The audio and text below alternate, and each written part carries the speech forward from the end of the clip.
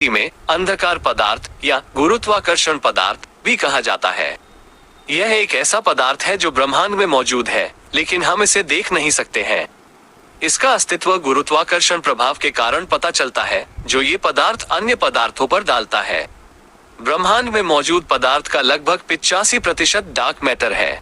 ये हमारे सौरमंडल के बाहर के क्षेत्रों में सबसे अधिक प्रचुर मात्रा में पाया जाता है।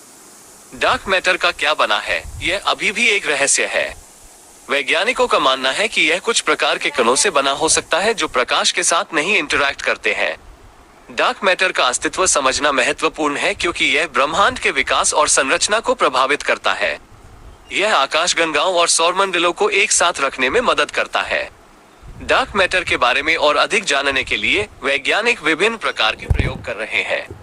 उम्मीद है कि वे जल्द ही इस रहस्यमय पदार्थ के बारे में अधिक जानकारी प्राप्त कर सकेंगे। Here are some examples of dark matter.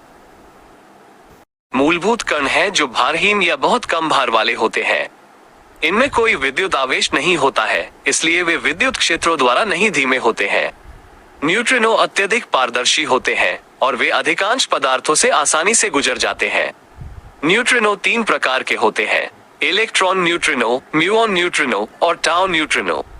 प्रत्येक प्रकार का न्यूट्रिनो अपने संबंधित प्रकार के लेप्टोन के साथ एक एक करके मेल खाता है। न्यूट्रिनो ब्रह्मांड में सबसे प्रचुर मात्रा में मूलभूत कण हैं। वे सूर्य और अन्य तारों में न्यूक्लियर फ्यूजन के दौरान उत्पन्न होते हैं।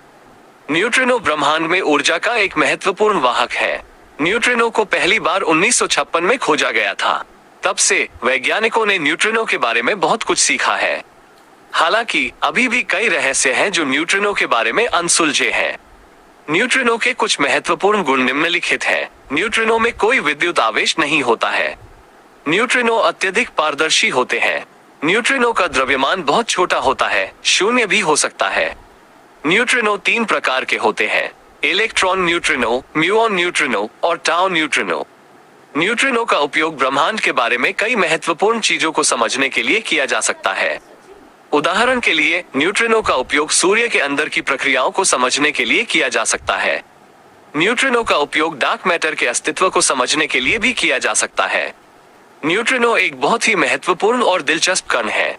वैज्ञानिकों को उम्मीद है कि न्यूट्रिनो के बारे में और अधिक सीखने से हमें ब्रह्मांड को बेहतर ढंग से समझने में मदद मिलेगी। एक प्रकार का कण है जिसका अस्तित्व भौतिकी के मानक मॉडल में नहीं है। एक्सियन को पहली बार 1970 के दशक में प्रस्तावित किया गया था, ताकि एक भौतिक समस्या को हल किया जा सके जिसे महान एकता समस्या कहा जाता है। महान एकता समस्या एक समस्या है कि भौतिकी के मानक मॉडल में 4 मूलभूत बलों में से 3 विद्युत चुंबकीय बल, कमजोर बल और मजबूत बल एक ही मूल बल से उत्पन्न हो सकते हैं। हालांकि यह एकीकरण केवल एक बहुत ही उच्च ऊर्जा स्तर पर होता है, जो अभी तक प्रयोगशाला में प्राप्त नहीं हुआ है। एक्सियन एक प्रकार का कण है जो इस समस्या को हल कर सकता है। एक्सियन एक बहुत ही हल्का कण है जिसका द्रव्यमान लगभग शून्य होता है। एक्सियन केवल एक प्रकार के बल से प्रभावित होता है, जिसे एक्सियन बल कहा जाता है।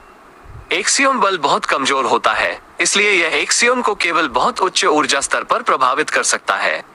एक्सियन का अस्तित्व अभी भी एक सिद्धांत है।